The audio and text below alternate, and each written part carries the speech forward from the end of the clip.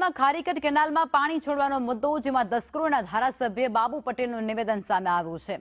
ખેડૂતોને મોંમાં આવેલો કોળિયો છીનવાયો હતો। તેમનું કહેવું છે કે 4 વર્ષ સુધી રાહ જોઈ પણ આ કામગીરી પૂર્ણ નહોતી કરવામાં આવી। પાણી માટે સિંચાઈ વિભાગને રજૂઆત પણ કરવામાં આવી હતી। કોન્ટ્રાક્ટર દ્વારા ખેડૂતોને પરેશાન પણ કરવામાં આવે છે। ખેડૂતોને સહાય પણ નથી મળી રહી।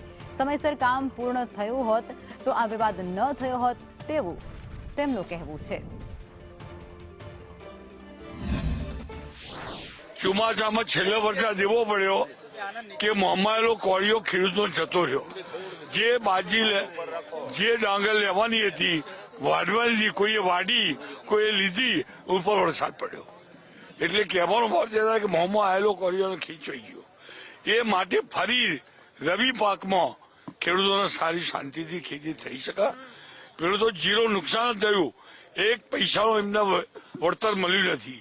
માટે આપણો આગ્રહ હતો કે રવિ પાકમાં જો એમને ખેતી કરવા દેવાય ને દર વર્ષે આપે કે એ લોકોએ 2 વર્ષ આપણને કહેતા કે 2 વર્ષ પાણી નહીં મળ્યા, આપણે આગળ તૈયાર થયા, પણ ચોથા વર્ષે પાણી ના મળ્યું તો એનો શું?